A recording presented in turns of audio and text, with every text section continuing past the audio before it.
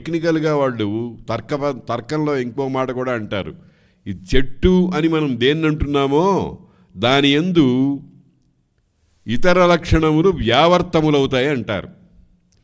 అంటే చెట్టు అంటే పుట్ట కాదు, గట్టు కాదు, మనిషి కాదు, ఆవు కాదు, దూడ కాదు మొదలైన జ్ఞానాలన్నీ మనలో ఆటోమేటిక్గా సిద్ధిస్తూ ఉంటాయని అంటారు.